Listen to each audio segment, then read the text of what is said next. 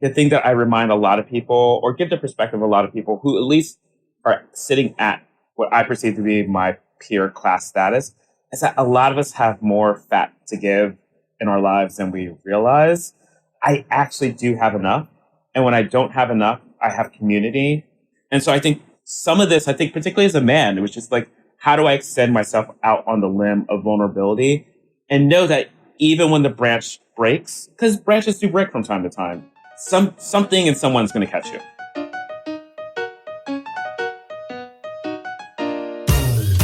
Welcome to The Stacks, a podcast about books and the people who read them. I'm your host, Tracy Thomas, and today I am joined by writer and culture critic Trey Johnson. His debut book is called Black Genius: Essays on American Legacy, and it explores Black American pop culture and history to discover the extraordinary genius of Black folks in the most ordinary of places. Today, Trey and I talk about famous Black geniuses and why that's not the book he wanted to write. Plus, we delve into the world of code switching and writing as a full-time job. The Stacks Book Club pick for August is Braiding Sweetgrass: Indigenous Wisdom, Scientific Knowledge, and the Teaching of Plants by Robin Wall Kimmerer. We will discuss Braiding Sweetgrass on August 27th with Alexis Madrigal. Quick reminder, everything we talk about on each episode of The Stacks can be found in the link in the show notes. If you're listening to this podcast, if you love this podcast, if you want to support independent Black media, I got great news for you. We have a Patreon and a Substack. You can get bonus content from me, hot takes, episodes, reading guides, and a lot more by showing your love over on those platforms. If you're looking for a readerly community, head to patreon.com/thestacks. And if you're looking more for my thoughts and opinions, you should go to my newsletter at tracythomas.substack.com. All right, now it's time for my conversation with Trey Johnson.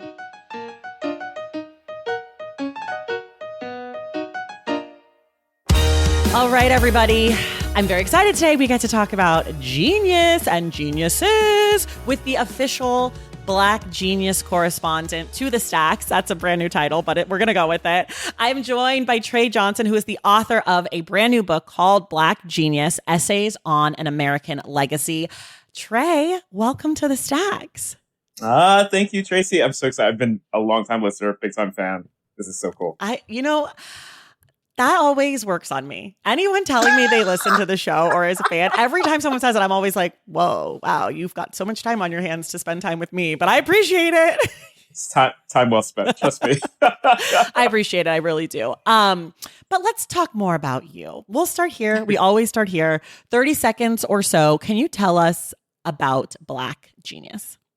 Oh my gosh, yes. So Black Genius, my nonfiction debut book. It's a 9-chapter book about cultural genius in the Black American community. So it's 9 different chapters on 9 different experiences. It runs the gamut from comic books to airbrush tees to ATVs to digital age to surveillance. And it's just my exploration around cultural, emotional, cerebral genius as I've seen it in the Black community. Yeah. And one of the things I really appreciate about the book is that you don't pick the Black genius geniuses that people think of when they think of Black geniuses. This isn't a book about James Baldwin or Toni Morrison. You're not going through and listing genius Black athletes or genius Black podcasters like myself. You're going, yeah, exactly. Which is rude. And I can't believe I even invited you on when you didn't specifically name me in the Black genius category, but it's fine. We'll get through this interview, but good luck to you in the future. There's always the paperback. Yeah. But my question is, why did you not want to write about sort of Black, or why did you want to write about Black genius in a way that was more kind of topic-based versus specific genius-based? Yeah, that's such a great question. So I think for me, a big part of it is, so my prior / parallel life has been working in education for umpteen years, 20 years or so. And for me, a big part of it was a lot of my jobs in education. I was a classroom teacher. I was a program coordinator for youth nonprofits. I did community engagement. I was constantly doing work in Black neighborhoods and Black communities and just got to routinely experience. And, I am someone who grew up in Trenton, New Jersey, which is a small post-industrial American city here in the Northeast. But I always thought that my experience as a Black kid in our family growing up was singular. Mm-hmm. And so spending a lot of time having to go into so many different homes over the years through work, I just got impressed upon me about like, shit, we have constantly figured out a myriad of ways to get through life. And not like under duress necessarily all the time. Sometimes, yes. But a lot of times just the inventive joy that comes with being Black and being positioned in a certain way in America. And so when I set out to start doing the book, the tagline I keep using nowadays is that is to your point, like instead of using household names, I wanted to talk about households. And so a lot of this is from the ground up, like what have I seen in community centers, churches, schools, neighborhoods, homes. I wanted to fixate on place-based and topic-based experiences that hopefully touches on like the multitude of Black experiences in the country and not just a singular fixation around class or status. Yeah. These words are not synonyms to me, but because you use it now, it has me thinking, like you mentioned, like Black joy. Why did you want to write a book about Black genius and not a book about Black joy or like celebrating Blackness? Because I feel like those are all sort of three different things. So what was it about the genius aspect that really stuck out to you? I mean, I think probably like you and many other people listening to us would agree with, like, we get undercut as Black folks all the time for how sharp and inventive and amazing we are. And, I really appreciate all the other like Black underline, fill in the blank, whatever kind of other stories that have been out there. But I think explicitly looking at cultural genius inside of the community was something that I don't think people have appreciated enough or celebrated enough. And to your question and to your point, I think inside of what I hopefully have accomplished in the book is through the unpacking of genius is to understand that joy does exist inside of that right. It's not one versus the other. It's not an hierarchical status or state of being. That part of the things that we kind of create and do does give us joy in everyday life. And so I wanted to and some of it also gives us like opportunity and mobility. And I wanted to kind of explore all those things underneath genius. Yeah. I think also like just hearing you talk, it's making me think about the ways that the way that joy is almost like a simple thing and anybody can have joy, right? Like Black joy, like, isn't that so cute? Like babies are joyful, right?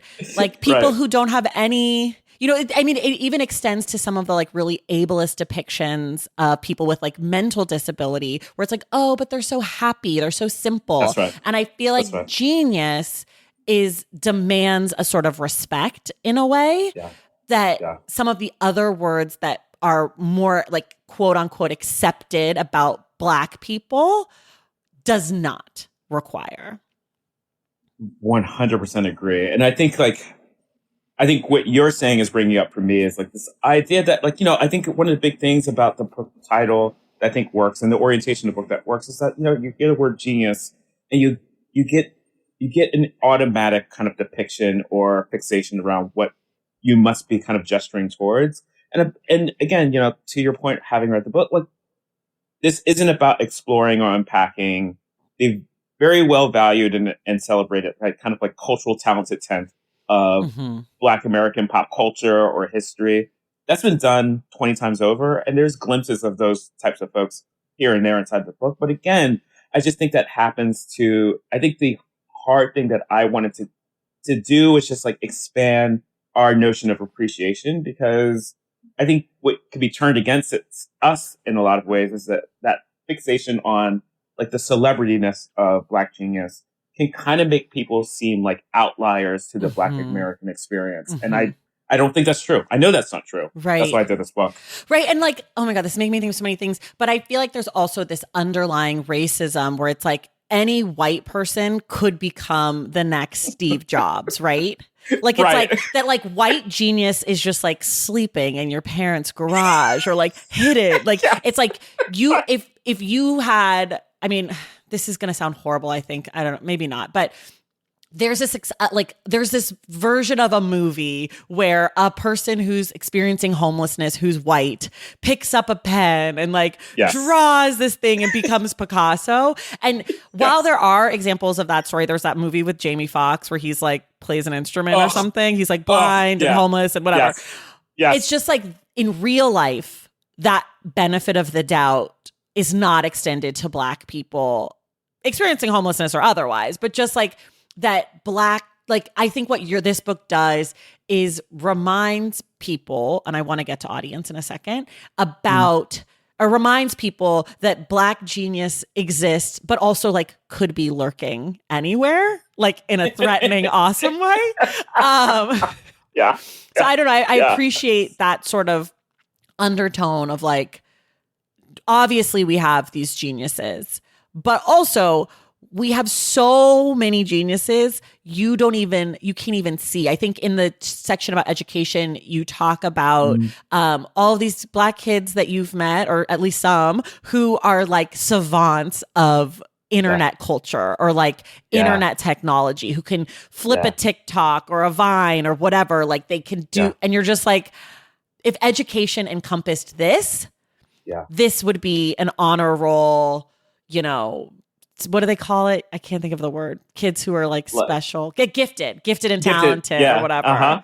And I thought that moment really resonated with me because I think this is obviously true for Black kids, but I think just in general, creativity is so undervalued that the genius behind creativity takes so much outside reinforcement of like someone else saying you're a genius.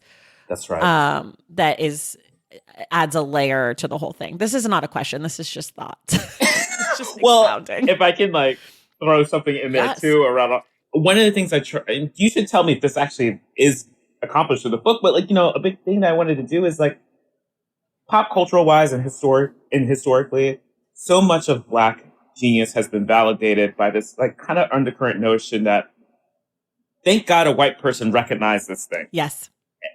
And it has often been an orientation around Black genius is elevated and like crystallized because it's benefited from some type of whitewatering. And, you know, I think white people obliquely kind of appear in this book by dint of talking about the American context. But what I was careful to try and do is not say like, thank God to this cultural tension point, that it was able to express, like, if anything, the reverse, I think I try to point out is true, is that when we've endeavored to do something different, we've attracted unwanted white attention to try and squash things. Yeah. Yeah. Before we switch over to audience, and while we're sort of on the topic of recognized, air quotes, Black genius or like Black genius figures, I think I think you talk about this in the introduction or the first chapter where you mention a bunch of like recognized Black geniuses, Kanye West, Lauryn Hill, Dave Chappelle, who all sort of have these very well-known and public flameouts. And it got me to thinking, when it comes to Black geniuses, do we only recognize them, we being, I guess, white America, so not we, but like, do they only get the recognition that they deserve for their genius after a public flameout? Man, or after their death, or like after a very long time? I feel like my like punt answer to that is like, I think all that's true. I think it's like, I do think what you are pointing at though is that it usually requires some element of our downfall demise to, because then I feel like you're rendered a lot more vulnerable, helpless. Like you're not an active voice in the conversation anymore. You become an artifact for people to prop up, often as a way of other people flexing their own intellect by being able to unpack and engage with whatever thing that these Black folks have done. And so I don't know. I think, I mean, to be fair too, I mean, when you talk about Kanye, Lauren, or even like MJ and stuff, like these people were celebrated at the height of their less problematic periods. I also think there is some glee and some disgust around people who have like strayed away from or cheated or robbed us of their genius by being human. A lot of times, just being deeply flawed humans. Okay, I think you're right that they were celebrated in their time before, but I don't think they were like considered geniuses before. Like I think Lauryn Hill was considered more of a fluke in her moment of like this, like she made this one great album and like, she was part of the Fugees. And it wasn't until she started to sort of like show all that goes into creating great art that she became like a tortured genius. I think Michael Jackson is interesting because he was obviously celebrated and everybody's favorite, but part of his story was having been sort of an abused child star. Like he always had that tortured piece to his story.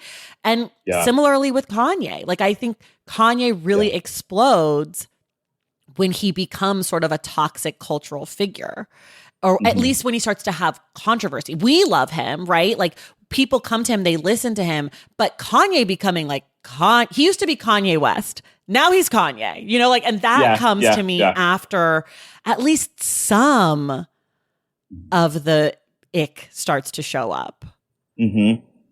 I don't know. It's just something, I mean, that was something that I was thinking about as I was reading your book, which is not really in your book, but just like this idea of genius. Cause I went to art school and I remember people always talking about like kids in college being like, oh, I'm going to get off my meds because like, that's how I can be my most creative self. Like this sort of really unhealthy sort of relationship to genius that I think I always think about because, you know, who Van Gogh cut off his ear, right? Like, it's like we have these like tortured mentally, you know, people who are like going through mental health crises who become celebrated artists. And I think that really stuck with me. And so I was thinking about that in the context of your book.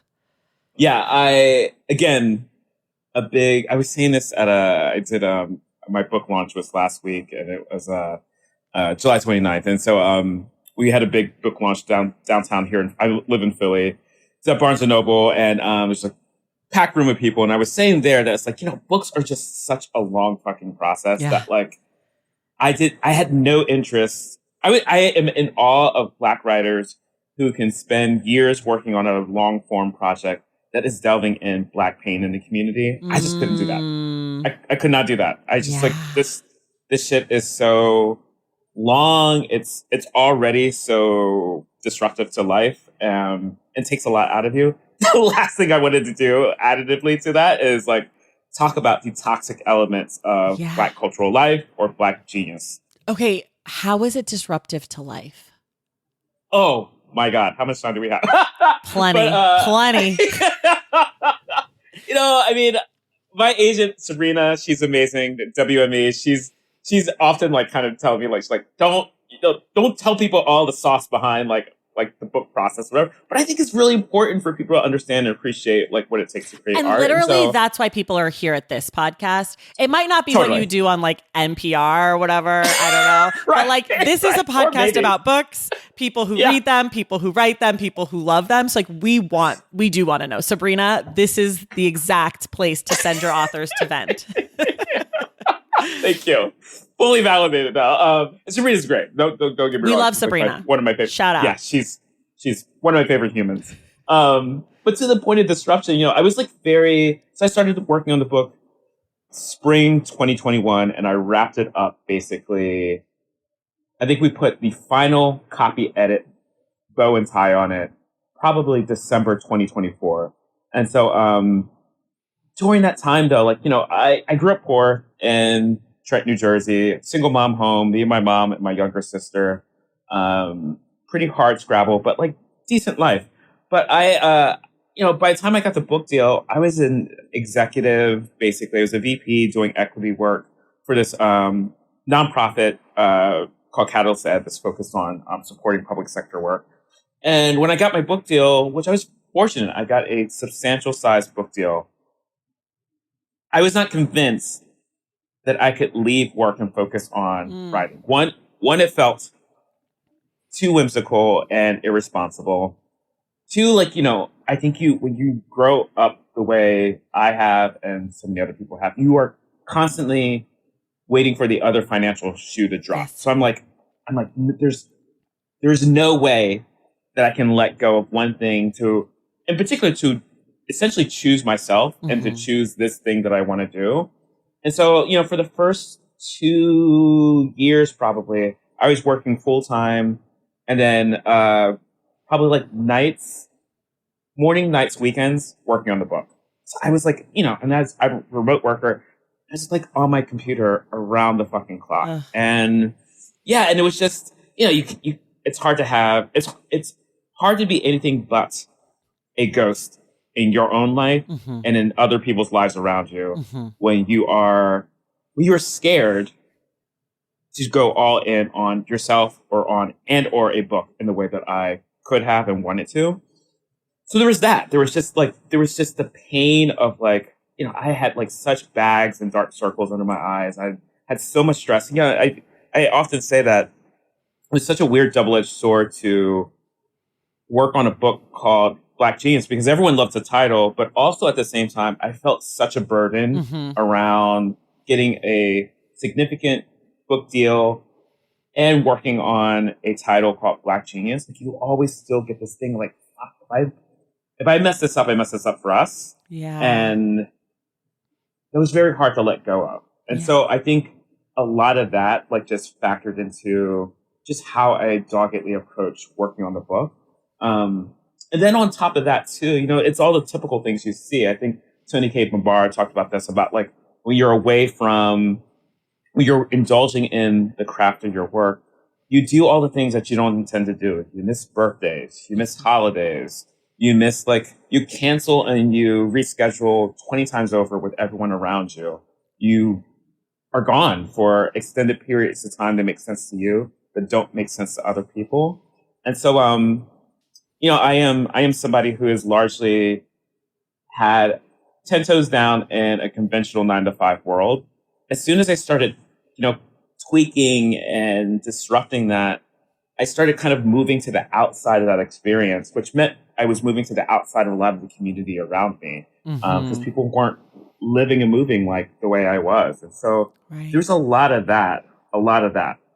Do you still have the 9 to 5 job or did you leave it? No, I left it. How long into the process did you leave it? Oh shit. So I took this September 2022. I had kind of hit an emotional and mental rock bottom, and I went to Bali on kind of somewhat last minute. And Eat, Pray, Love moment. Oh my God, yes. Okay, great. It's like I am no longer going to mock these basic white girls who do these trips. I get it now. It's honestly Eat, Pray, Love trips. They don't see color. Okay, they don't see gender. They don't see anything. All they see is I need a fucking break. They see capitalism. That's it. My God, yes. Yeah. And in like peak cliche way, I was like literally. I did a morning hike with my friend Kim. We did this, we were on a tour guide hike where we went to the top of a mountain. It took us like, I think literally 3 hours to get to the top. We got there at sunrise. I was standing there at the top. It's like 7 a.m. at that point now. And I watched the sun come up and I was like, I gotta leave my job. I gotta leave my job. And I did the same hike. You did? I think so. The big one in Bali. I mean, I did a big one in Bali.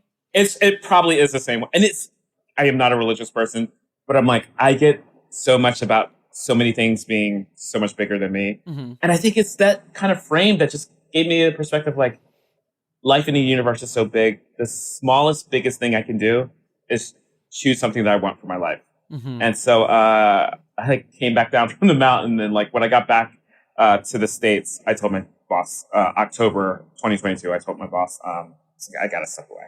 I gotta focus on this thing. Okay, can I keep asking you about this? Yeah, of course. I will go back to the book, and I do want to ask you about audience, I promise. But I feel like so many authors don't talk about this, but I'm just so curious about. So you quit your job, which I'm assuming you had a salary, and I did.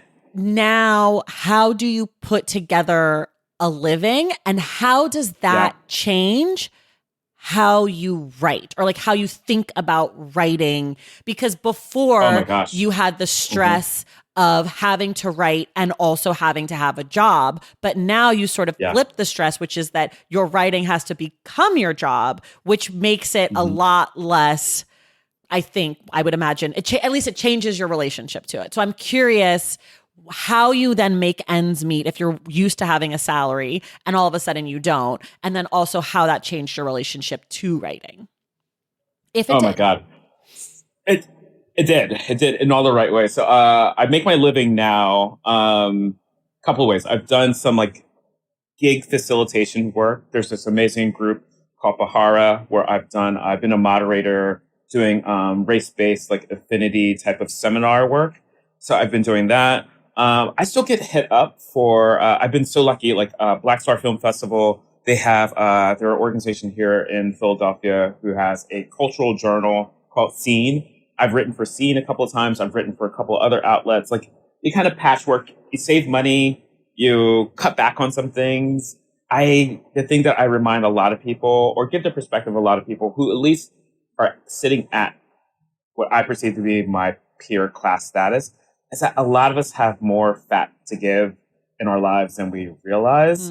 I've just been smarter and leaner about like some things I just don't need to do as much anymore. I spent a year not buying new clothes and just focusing on the closet that I had, which was plenty. And I think that's the thing. It's like, I think what writing has taught me, which is much more about like, again, choosing myself, which is that I actually do have enough.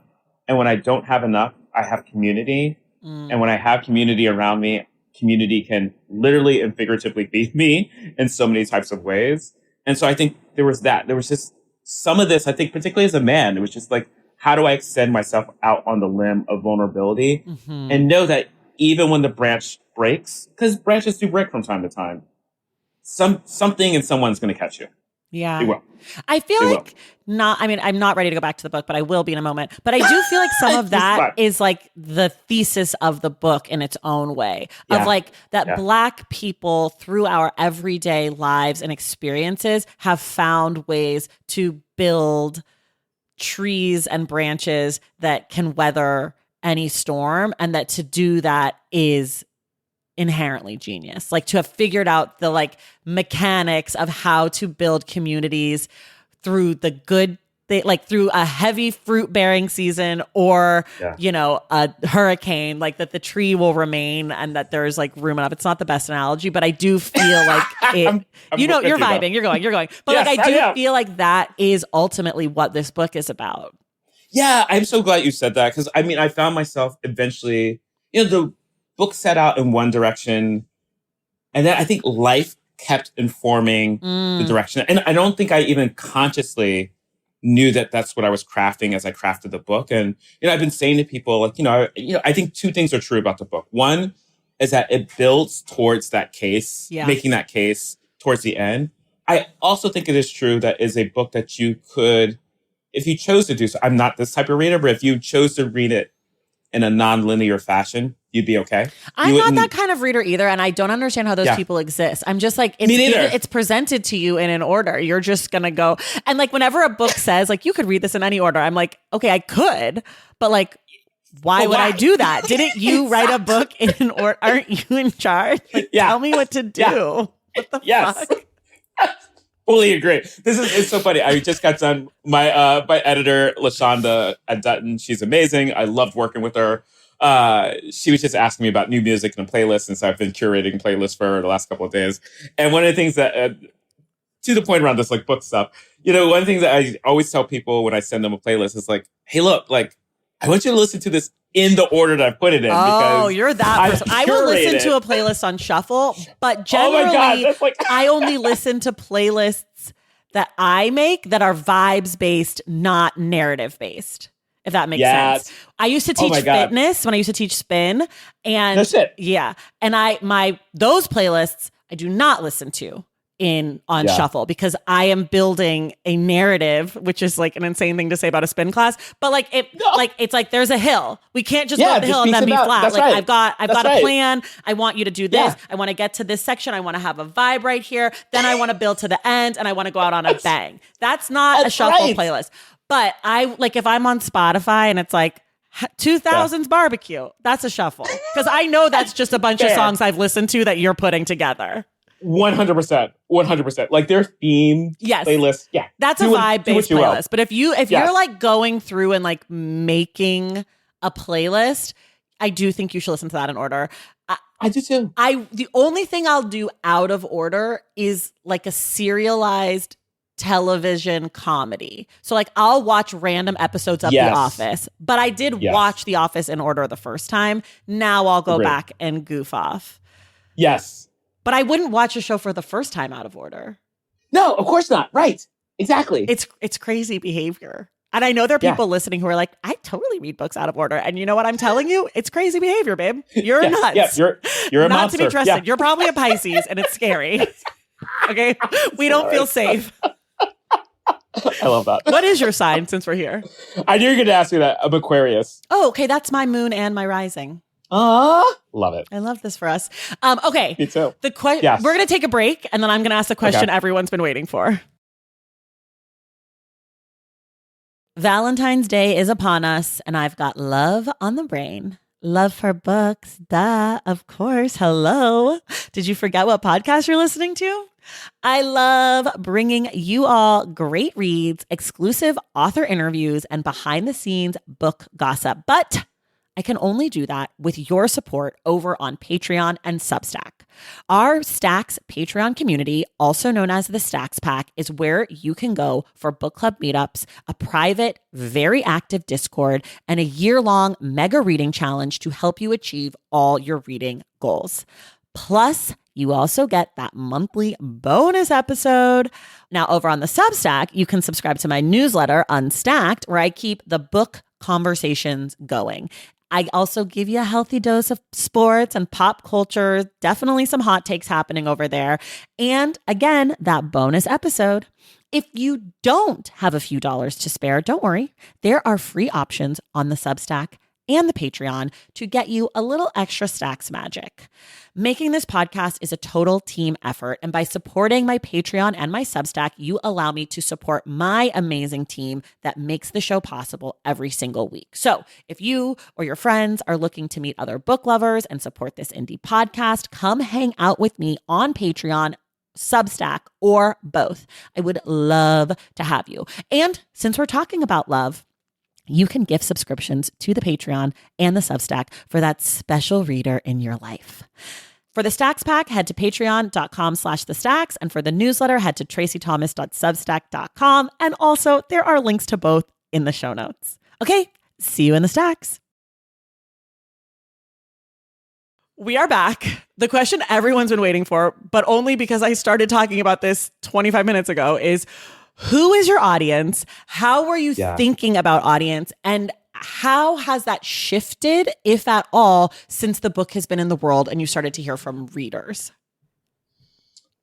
So I think my audience is Black people. And then I think it's people who love Black people. And honestly, at first, when I first was writing this book, I was thinking about white people. And I think that's much more a reflection of the systems, the publishing industry.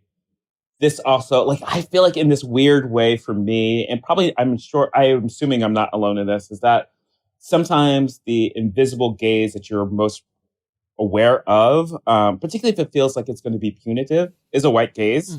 And so I think for me, some of it was just like, oh, how, like, do I need to be writing this in a way that, like, one, appeases white audiences, but two, like, also brings them in, so to speak, right, you know? Right.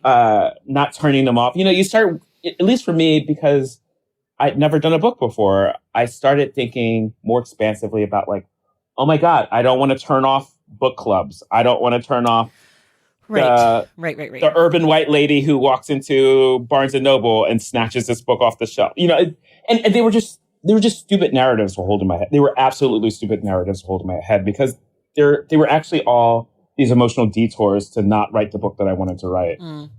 So what clicked for you to get back to the thing you wanted to make? I give credit all the time to Sabrina and LaShonda.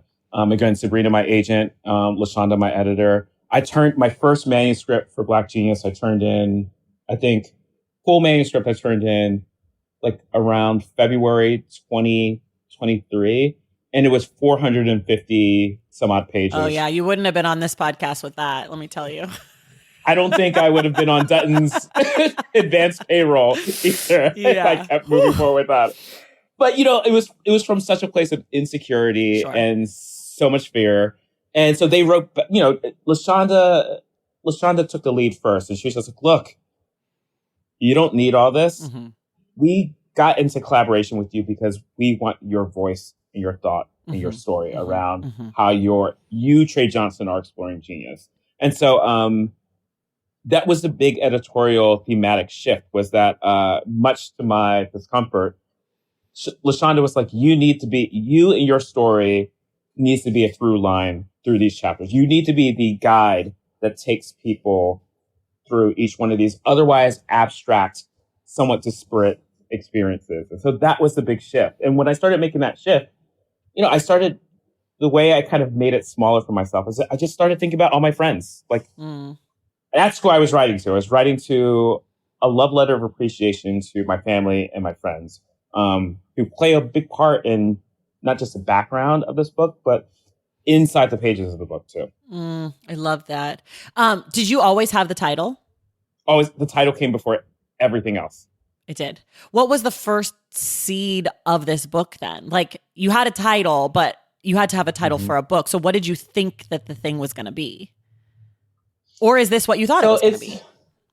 It's not. I did this, Kima Jones, who had Jack Jones. I was part of a culture writing fellowship in Savannah, Georgia, that she convened back in 2019. And we all had to have kind of like a manifesto essay that we had to share from our respective genre. I was in the pop culture genre. And my first draft around what ultimately became the book was this like kind of mixed narrative ode to my grandfather, Robert Murphy, he passed away a dozen or so years ago, but he was a Black man of a generation far earlier than ours. But like, I often watched how he, one, created the life that he had for himself and our family, but then also too how he continued to introduce different elements of Black pop culture in particular into his life, and what did his diet look like and not look like. And I was just fascinated by him. He remains my favorite human being next to my mom. And I was just fascinated about how he digested the world around him, particularly pop culture, through his Blackness. And I wanted to explore, like, just, this was a guy who grew up in small town Georgia in like the 30s. His family migrated to the north. He got into Temple University here in Philadelphia, but turned it down because he needed to work and support his family. And as a result, like, worked in the garage of a local auto dealership. But over the course of his career, before he retired, he was in the C-suite as an executive, handling billings and credit and stuff like that for auto financials. And all along the way, I just learned how to watch the different ways he professionally, culturally, historically just moved through different parts of life and made sense of things. And I was like, there's probably even more to this, right, and to his life and to us that could be looked at through that lens. Yeah. This sort of story reminds me of your chapter on education. The Streamel chapter. Yeah. Which is, I think, it's my favorite. It's my favorite. It's really good. I love that. I love that chapter. Thank you. Because, well, we could tell people, I think we can, it's not a spoiler to tell people what Streamel is. No, there's not real spoilers in this one. No. But it's about your uncle who comes up with this phrase or this term streamel when it comes, which is like street plus formal education.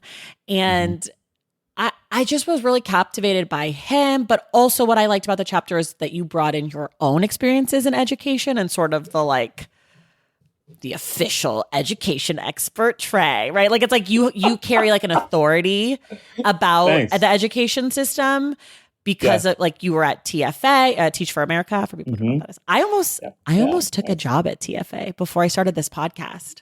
No shit. Doing what? Teaching. I wanted to go back and like going into the core. God.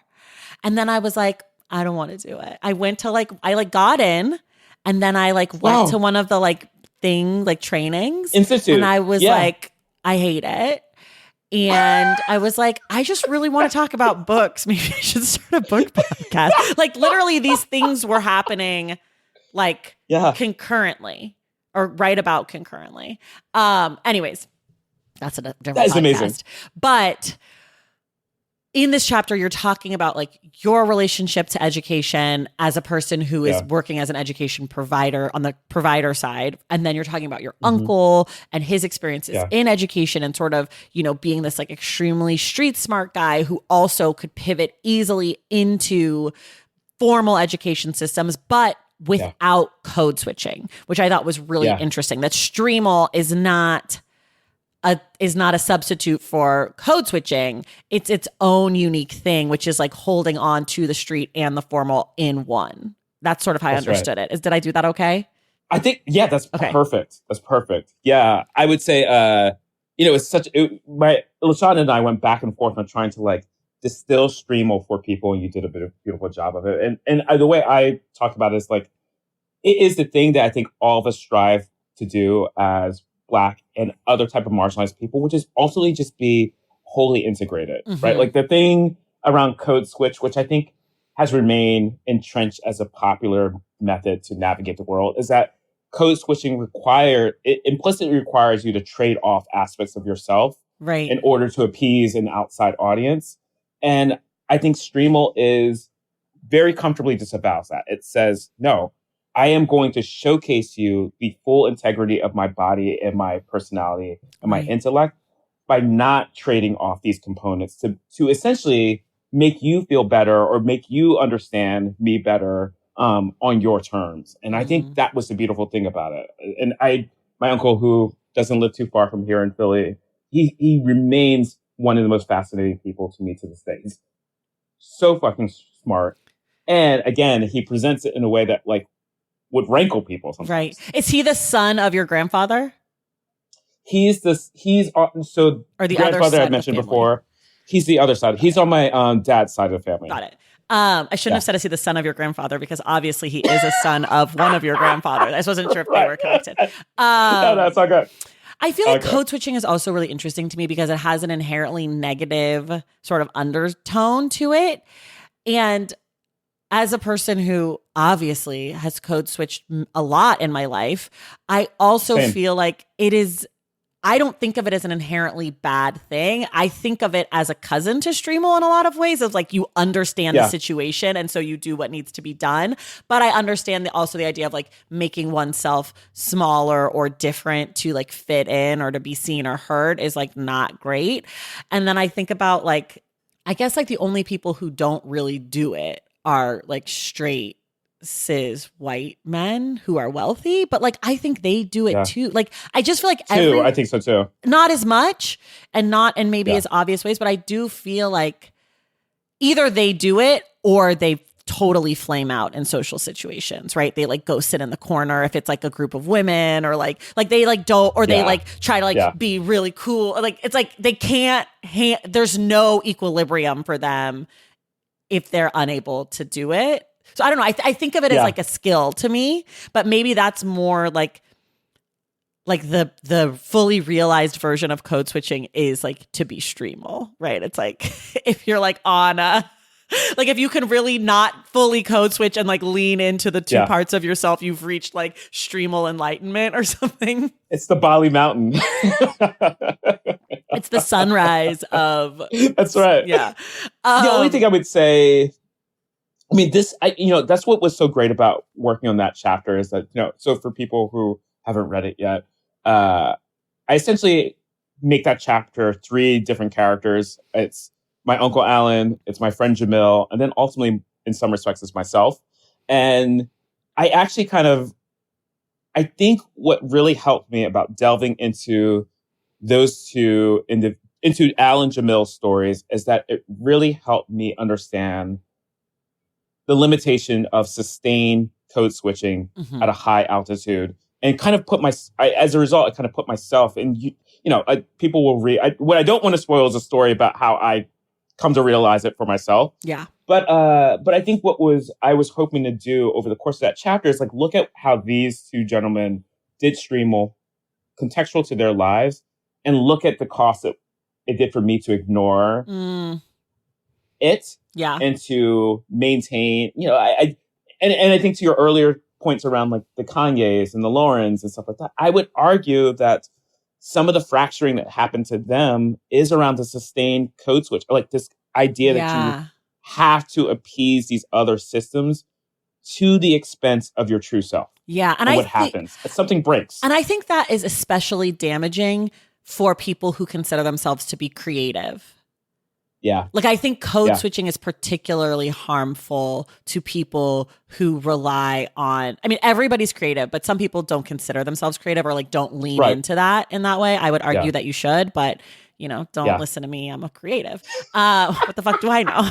But I do Everything. think it's like extreme. I think sustained code switching, to your point, is can be more damaging to people who have to rely on their own creative instincts in order to like not just make money but like to be a human. I feel like people who are truly creative, Yeah. it's like being creative is like integral to who you are. Like you can't survive Yes. without creative outlets, or like you can't be a good version of yourself, and when it gets stifled or like that kind of like messaging from your creative higher power. I don't know. I don't believe in higher powers, but like for me, when I'm being creative, there is like something inputting, and then my brain is like thinking, and then I'm like throwing outputting options. And when that mechanism for me gets cloudy, whether it's because I'm thinking of audience in the wrong way or at the wrong time in the process or whatever, which I think is what code switching does, it fucks up your audience metric. Yes. That's when the thing for me can break. And I'm sure it's different for everyone, but I think to your point, like,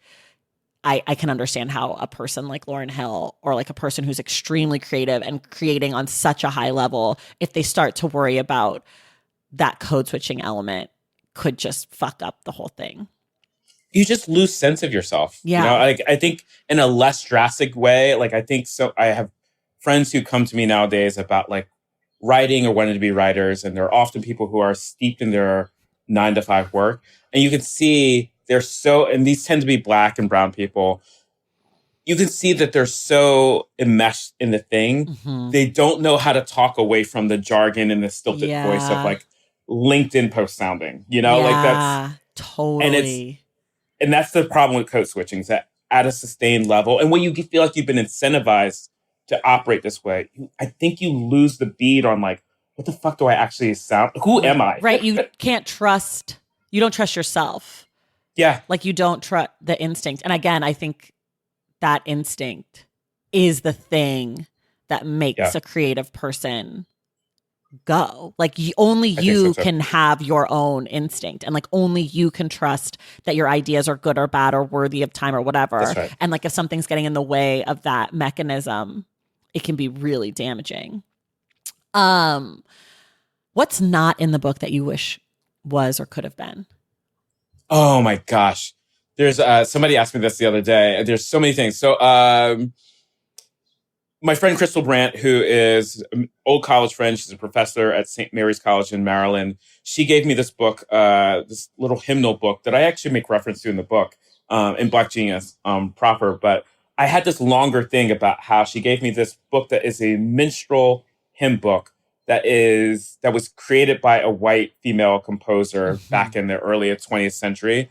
That's really intended for white choir audiences to basically do singing blackface. And I had a much longer thing about the book, about shows like Mad Men and pop culture references like Golden Girls and a couple other designing women, all of whom had done different things around blackface and performance that we ended up cutting out. It was very indulgent, but it was me writing to the clarity that I needed. Yeah. There's also this great show from the 70s called Soul that I had during my or in the chapter that's on surveillance. I had a long ode to soul, which was like 70s, like public broadcasting, late night show done by this Black queer male who I cannot think of his name right now. It's killing me. But he used it as kind of like this late night show format that was almost like a salon. And it brought through like a cross section of people like Harry Belafonte, Nikki Giovanni, Sidney Poitier, lots of performers and stuff. And people would come in talking about the craft of the thing that they would do, but then they would also talk about the social context in which they were asked to do this craft that they were doing. And so I had a long passage about that. And then the last thing I'll quickly say too is like that editor also quickly cut out too, was that I really wanted to do something exploring in my performance chapter. I was trying to explore what does it mean for Black adult film stars to do the work that they do in such a racialized context, and the research I found around particularly Black women who were enduring so much humiliation and disrespect through the venue of that work was something I just wanted to elevate a little bit more and look at, like, what is the enjambment of those types of tensions and some of the most intimate encounters you can have with people done for an invisible audience and yet still operating in the systemically horrible American context too. Sounds like you have 3 really good books or essays to write for me to turn into my class. I want to do nothing but keep writing. I love writing so much. I love that so much. Okay, let's talk about how you write. And I'd love to know how it changed from when you had the job, when you were saying you're writing on weekends and late night, to when you became a full-time, not that, a full-time piecer together of jobs and writing. So like, where were you? How often? Music or no? Snacks and beverages? I love this line in your. All of this. This is my favorite part of your interviews. Often, it's my favorite part too. I have to do all the other stuff to just be like, "What are you eating?" And I should just start a show called "What Are You Eating?" And then I wouldn't have to read all these books, and I could stop pretending to be interested in literature. Like, what a hack. So when I left a job, I did the thing, to your point around instinct as a creative. The biggest thing that became clear to me is, like, I got to be away. So I live here in Philadelphia, but I basically did my own sabbaticals sabbatical / residencies from time to time. So I spent about 3 different times. I spent upwards of 2 months in Montreal. I went to New Orleans. I was in Hawaii. I was in Napa Valley area. I was in DC. I just constantly felt that, like, and some of this is like mental health stuff. Some of this is like the scope and expansiveness of doing a book for the first time. But I was like, I just need to find places and areas to turn down the volume of my brain and distractions and just winnow in more on this book. So I did that a lot. And whenever I was in these places, I stuck to what I call my compassionate routine, which is like, no matter what, I start at no later than 10. And then I usually stopped around 7 p.m. Each day. That is compassionate. Yeah. That feels like a long day, Trey.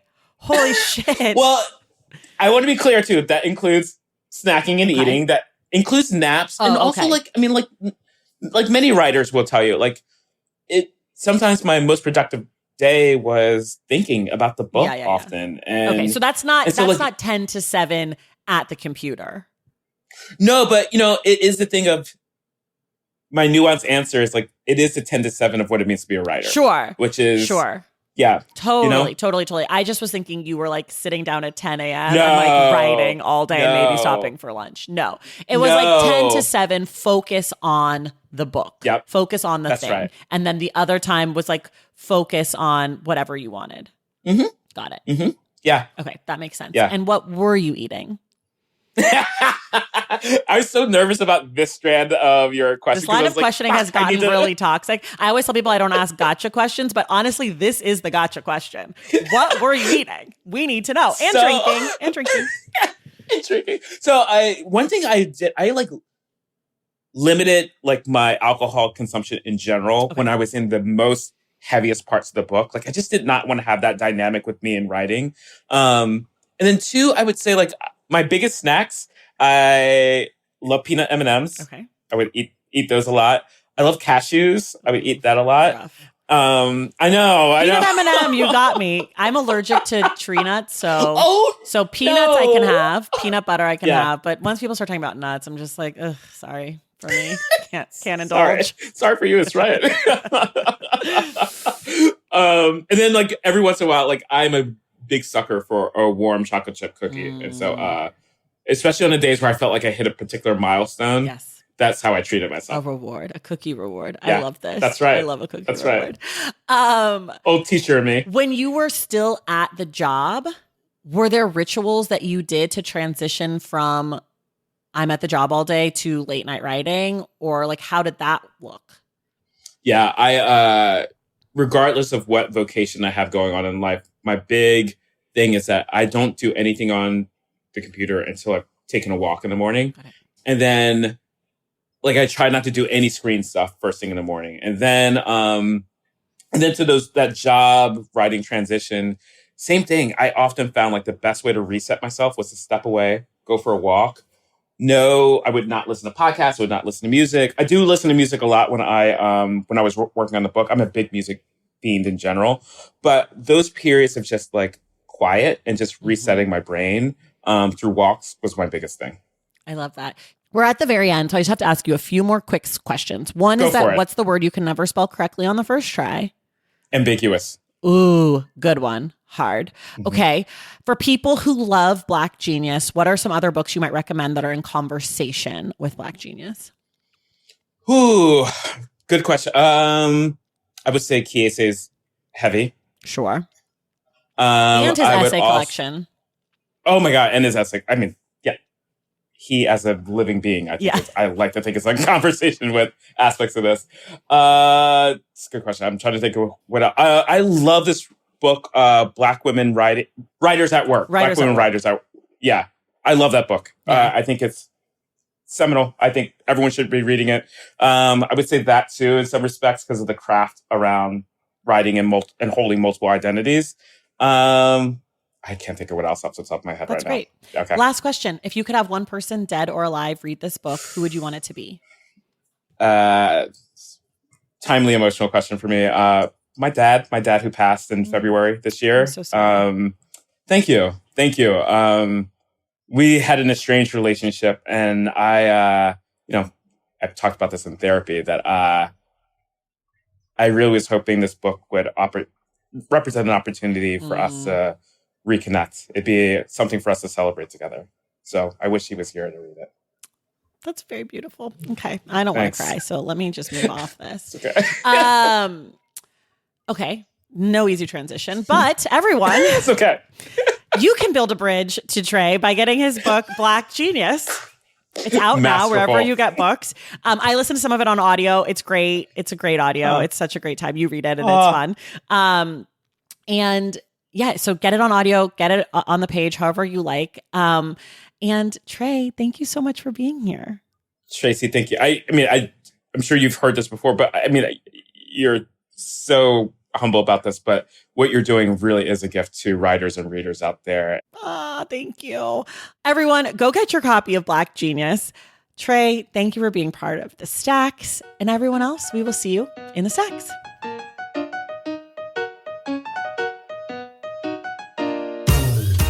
All right, y'all, that does it for us today. Thank you so much for listening. And thank you again to Trey Johnson for joining the podcast. I'd also like to say a huge thank you to Lauren Morrow for helping to make this episode possible.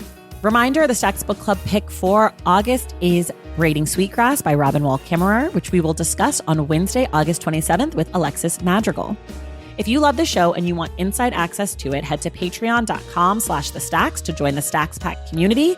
And you can check out my newsletter at tracythomas.substack.com. Make sure you're subscribed to the Stacks wherever you listen to your podcasts. And if you're listening through Apple Podcasts or Spotify, leave us a rating and a review. For more from The Stacks, follow us on social media at The Stacks Pod on Instagram, Threads, and TikTok. And check out our website at thestackspodcast.com. Today's episode of The Stacks was edited by Christian Duenas with production assistance from Waikia Freelo.